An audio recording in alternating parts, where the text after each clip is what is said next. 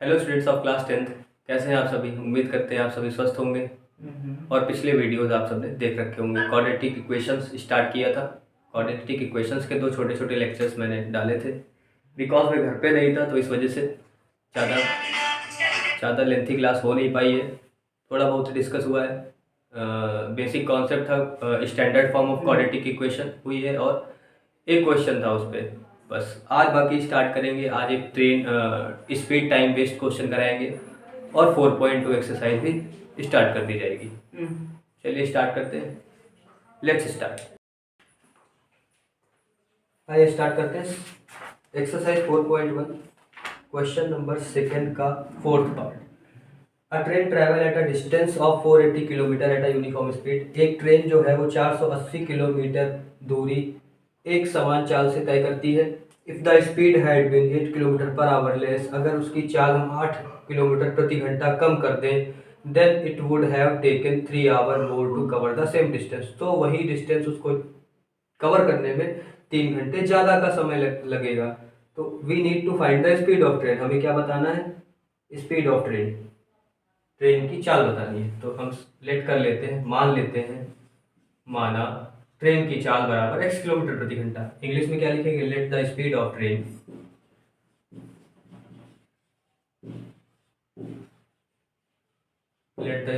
Train equals to x kilometre per hour. अब we know that, हम जानते हैं कि स्पीड इक्वल्स टू क्या होता है? डिस्टेंस अपॉन टाइम, या इसको ऐसे भी लिखा जा सकता है, time equals to distance upon speed. अगर हम इक्वेशन देखें, क्या इक्वेशन बनेगी? डिस्टेंस कितनी है? डिस्टेंस तो वही है 480 किलोमीटर, ठीक है। और क्या कह रहा है? If the speed had been 8 kilometre per hour less then, अगर स्पीड उसकी 8 किलोमीटर प्रति घंटा कम की जाती है तो उसे समय 3 घंटे ज़्यादा का लग जाता है। समय कितना ज़्यादा लगता है? 3 घंटे का ज़्यादा समय लगता है। समय कितना लगता है? समय 3 घंटे ज़्यादा लग जाता है जब उसकी स्पीड क्या की जाती है? कम की जाती है, ठीक है। तो स्पीड कम की गई। स्पीड क्या हुई? 480 अपॉन एक्स माइनस 8, माइनस कितना? 480 अपॉन कितना? x, ठीक है। तो ये इक्वेशन, इसको सॉल्व कर लेना। ये इक्वेशन बनेगी अकॉर्डिंग टू क्वेश्चन, ठीक है। क्या इक्वेशन? 3 घंटे उसको ज़्यादा समय लगता है जब वो क्या करती है? स्पीड को अपने कम कर लेती है। मतलब इस इक्वेशन को हमने किस फॉर्म में लिखा है? देखो 480 अपॉन एक्स माइनस 8, ये तब का टाइम हो गया जब उसकी स्पीड 8 घंटे कम हो जाती है। तो पहले वाली अपनी स्पीड, पहले वाले अपने टाइम से, पहले वाला टाइम क्या था? ये इससे कितना समय ज़्यादा लेती? 3 घंटे का। तो इसी को ऐसे भी तो लिखा सकता है। तो हमने इसको ऐसे लिखा। अब इसको सिंपल क्या क्वाड्रेटिक इक्वेशन बना के सॉल्व कर लेना है, सिंप्लीफाई कर लेना है इसको।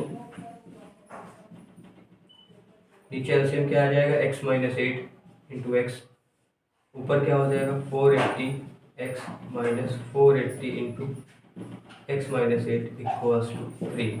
अब देखो, चाहो तो यहाँ से 480 हम कॉमन निकाल सकते हैं, 480 कॉमन उठा सकते हैं। अंदर क्या बचेगा? X minus X plus 8 multiply करा तो x square minus 8x equals to 3/1। 3 से देखो कैंसिल कर सकते हो, 3 1 जा 3, 3 1 जा 3, 3 6 जा 80, 160 आ जाएगा। इक्वेशन x से x कैंसिल, 160 इंटू 8, 8 0 0, 8 6 जा 48, 8 1 जा 8, 1280, 1280 upon X square minus 8x equals to 1/1। Cross multiply कर लेते हैं, क्या इक्वेशन हो जाएगी? X square minus 8x equals to 1280 होगा। इसको इधर ले आते हैं, 1280 इक्वल्स टू 0। अब ये इक्वेशन बन गई। इसको सॉल्व कर लेना है। इसको सॉल्व करने के 2 तरीके हैं, या तो हम क्वाड्रेटिक फार्मूला अप्लाई कर देते हैं, क्वाड्रेटिक फार्मूला, या इसके ऐसे फैक्टर्स की माइनस करने पर क्या है? इसके ऐसे फैक्टर की माइनस करने पर 8 है। तो ऐसे फैक्टर्स के क्या होंगे? 1280 के ऐसे फैक्टर क्या हो सकते हैं? अब स्टार्ट करते हैं एक्सरसाइज 4.2। एक्सरसाइज 4.2 पहला क्वेश्चन क्या कह रहा है? Find the roots of following quadratic equation by factorisation, ठीक है। Find the roots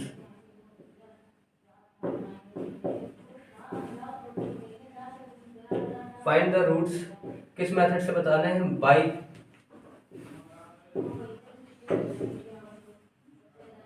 factorisation method. कौन सा मेथड भाई? Factorisation method. पहला पार्ट है, या इसका सबसे टफ पार्ट में रूट वाले में आप लोगों को दिक्कत होती है, तो मैं फर्स्ट का थर्ड पार्ट बता देता हूँ। क्या है third part? Root 2x²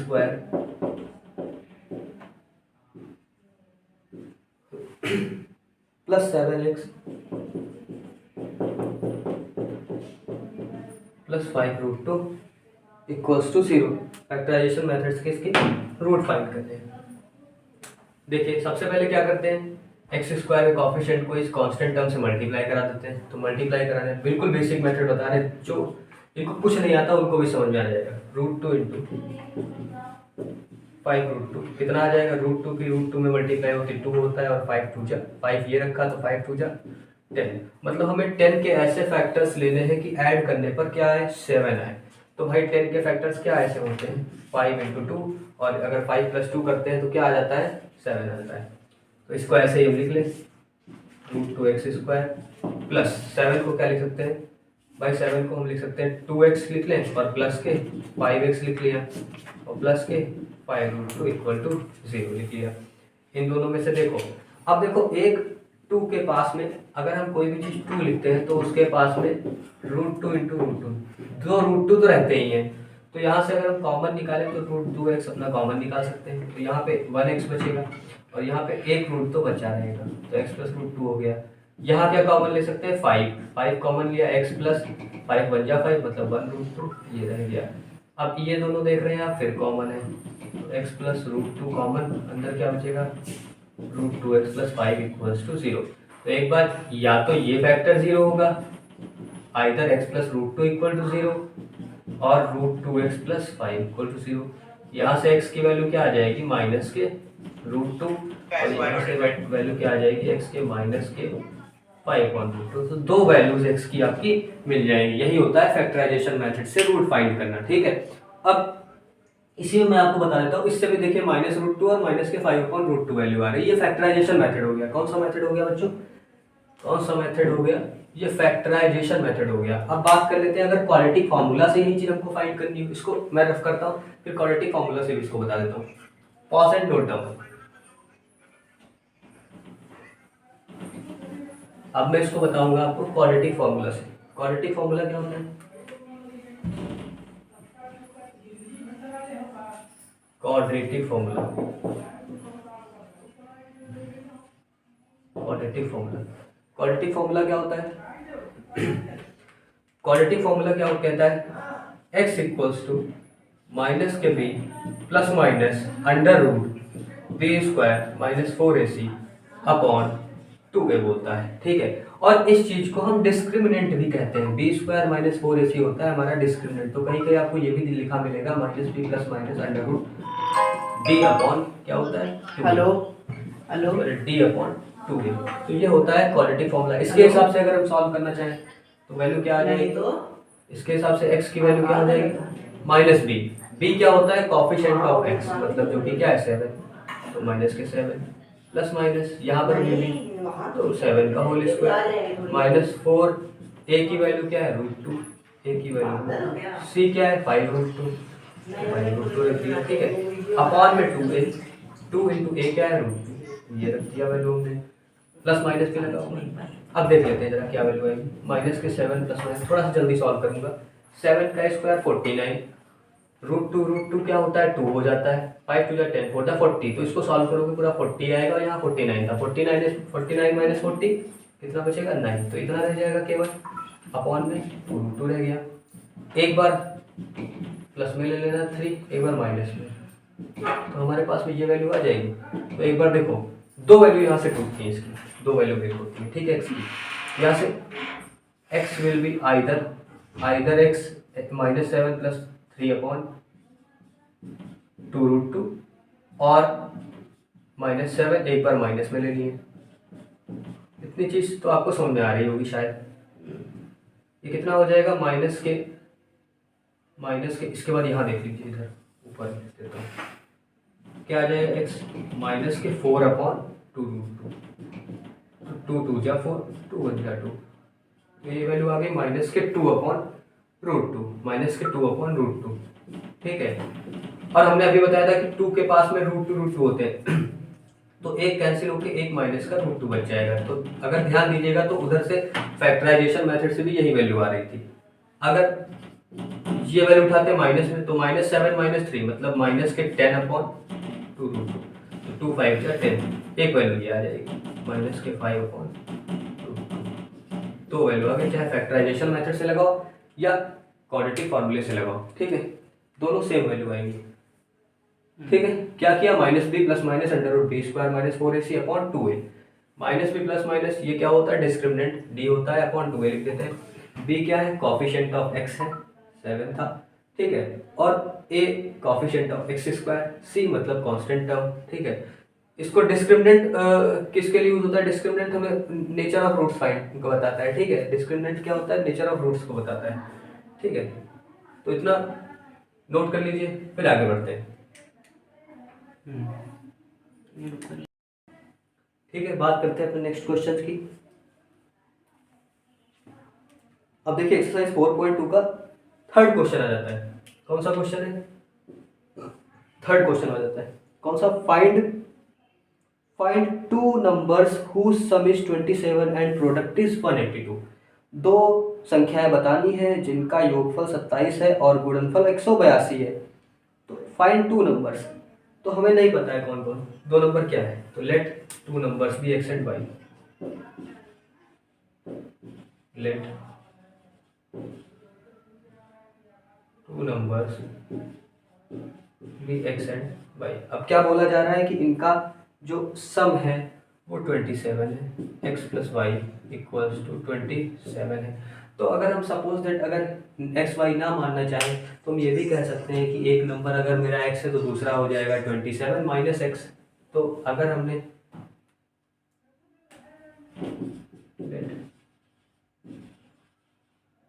let one number x, other will be, other क्या हो जाएगा, क्योंकि सम दिया गया है 27 तो अदर हो जाएगा 27 माइनस एक्स। प्रोडक्ट 182 गिवन है, प्रोडक्ट 182 गिवन है। प्रोडक्ट मतलब x into 27 minus X equal to कितना गिवन है, 182, सॉरी 182। मल्टीप्लाई करा लो, इक्वेशन क्या बन जाएगी, 27x minus X square equals to 182। इसको जीरो ले आया इधर, x का उधर ले गया प्लस का हो जाएगा, ये इसको इधर ले आया -27x, ये तो यहीं पे है तो प्लस का 182 इक्वल टू 0। यहीं तक हम छोड़ देते हैं, इसके आगे आप लोग सॉल्व कर सकते हैं या तो फैक्टराइजेशन मेथड से या तो क्वाड्रेटिक फॉर्मूला से। तो ये सॉल्व किया सकता है, इसको यहीं तक रख देते हैं। ठीक है, इसको हटा रहे हैं, आप नोट कर लीजिएगा।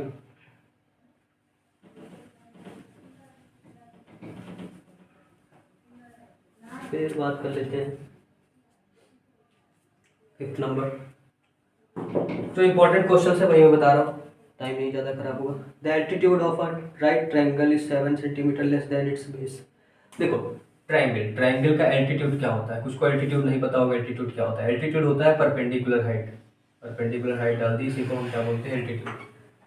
तो क्या बोला जा रहा है, the altitude of a right triangle is 7 centimetre less than the base.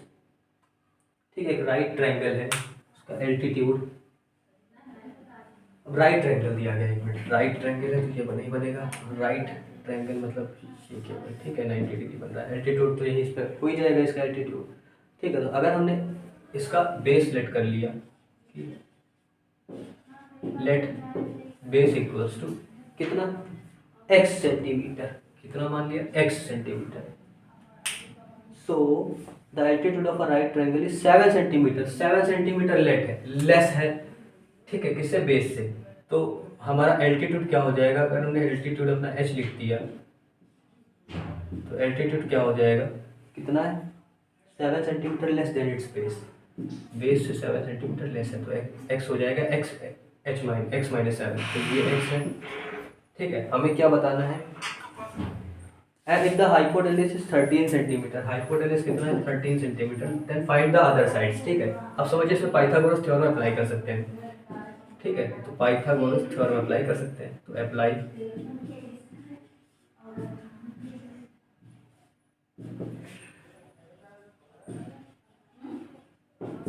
Pythagoras theorem क्या होता है, हाइपोटेनस का स्क्वायर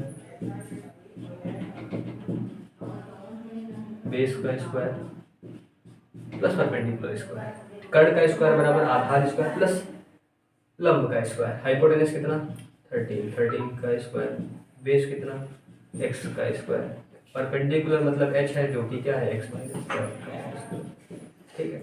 13 का स्क्वायर 169 जो हो जाएगा एक्स स्क्वायर, इसको होल स्क्वायर ओपन कर दो a square plus b square minus 2y, ठीक है। X square plus x square हो जाएगा 2x स्क्वायर, इधर जीरो कर लिया, यहाँ 49 माइनस 14x इसको इधर ले आए माइनस के 169 हो गया, कितना हो जाएगा 2x स्क्वायर माइनस 14x, ये कितना बचेगा, ये बचेगा माइनस में बचेगा जो भी बचेगा, कितना बचेगा 120, ठीक है 120 बच गया।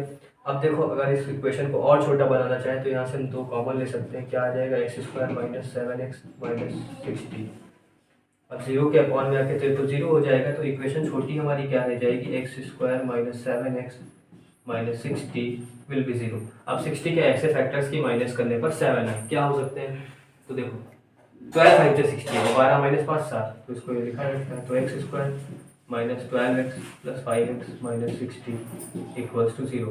एक्स कॉमन ले लिया, क्या बचेगा x माइनस 12 प्लस 5 कॉमन लिया, x minus 12 equal to 0। Equation क्या मिल गई, फैक्टर्स क्या मिल गया, x minus 12 x plus 5 equals to 0।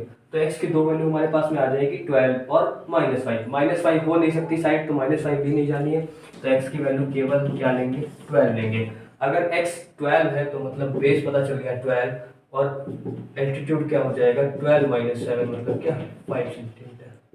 खत्म, क्वेश्चन यही पूछा गया था हमसे। अदर साइड्स, तो अदर साइड्स में एक आ गई 12 और दूसरी क्या आ गई 5 आ गई, ठीक है। क्वेश्चन खत्म हो गया, ये भी इम्पोर्टेंट क्वेश्चन ही है, ठीक है। इसको भी पॉज करके नोट कर लीजिएगा। चलिए एक नेक्स्ट कॉन्सेप्ट बचा हुआ है नेचर ऑफ रूट्स का, वो भी आप लोग बता देता हूँ मैं। नेचर ऑफ रूट्स,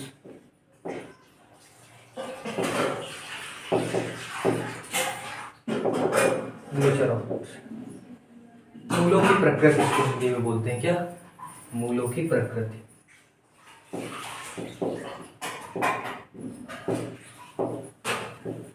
ठीक है, वो कौन बताता है, इसके लिए कौन जिम्मेदार होता है, इसके लिए एक चीज जिम्मेदार होती है, d equal to b square minus 4ac। Discriminant का फॉर्मूला होता है d equals to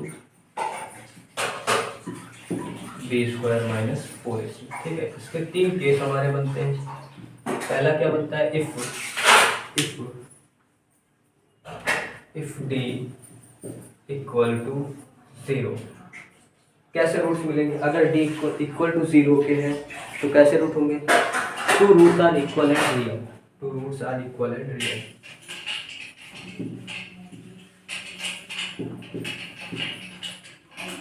to roots are equal and underline कैसे इक्वल एंड, ठीक है। अब सेकंड केस इसी में आ जाता है, इफ डी लेस देन 0। अगर डी लेस देन 0 है, कैसा case, 2 roots are not real, imaginary root मिलेगी, 2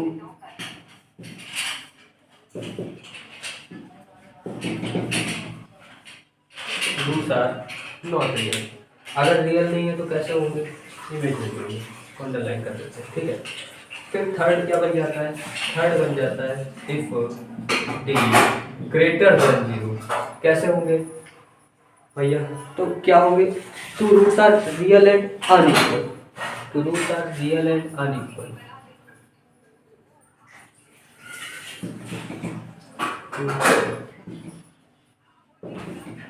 roots are real and unequal. Unequal कहने का मतलब इक्वल नहीं होंगे, ठीक है। ये हो गया आपका डिस्क्रिमिनेंट का कॉन्सेप्ट, ठीक है। तो अगर इसी से हम चेक करते हैं कि कोई भी इक्वेशन जो है वो एग्जिस्ट कर रही है, उसके एग्जिस्ट करते हैं या नहीं करते हैं। चलिए इसको मैं रफ करता हूँ, क्वेश्चन ले लेता हूँ उस पर बेस्ड, ठीक है। इसको मैं रफ करता हूँ, इतना नोट कर लीजिएगा बहुत बढ़िया से, ठीक है। नोट अच्छे बनाइए, चलिए आगे बढ़ते हैं।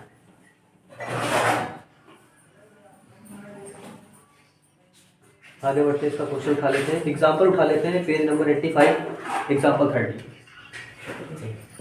कौन सा क्वेश्चन? Page number 85, example 30। मैं पढ़ देता हूँ एक बार क्या कह रहा है। Find the roots of the following quadratic equations if they exist using the quadratic formula. ठीक है, अगर एग्जिस्ट करते हैं तो क्वाड्रेटिक फार्मूला का यूज करके इसके रूट्स बताने हैं। ठीक है, थर्ड क्वेश्चन उठा लेता हूँ। रूट वाले में आपको दिक्कत होती है। क्या क्वेश्चन है? 2x² minus 2 root 2x plus k1 equal to 0। ठीक है, पहला काम हमारा है कि डी चेक करना अपना। ठीक है, तो उसके लिए हमें वैल्यू निकालनी पड़ती है। तो इसका कंपेयर कर देते हैं किसी इक्वेशन से, ax² plus bx plus c equal to 0 से। तो इसका कंपेयर किया, मतलब a की जगह क्या हमें दिख रहा है? 2। अगर b की वैल्यू देखें तो माइनस के 2 रूट, हमेशा साइन के साथ वैल्यू लिखना और कांस्टेंट टर्म क्या है। ठीक है, तो पहले तो d अपना चेक कर लेते हैं। d क्या होता है? b² minus 4ac। d क्या है? माइनस के 2 का स्क्वायर माइनस के 4 a का 2 और c कितना है? अब देखिए, इसका स्क्वायर करना है, इसको 2 बार मल्टीप्लाई कराना है।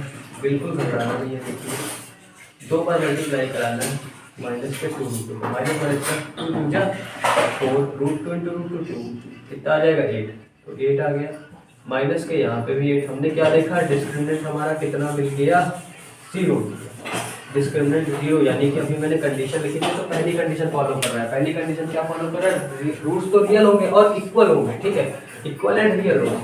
कैसे रूट्स होंगे?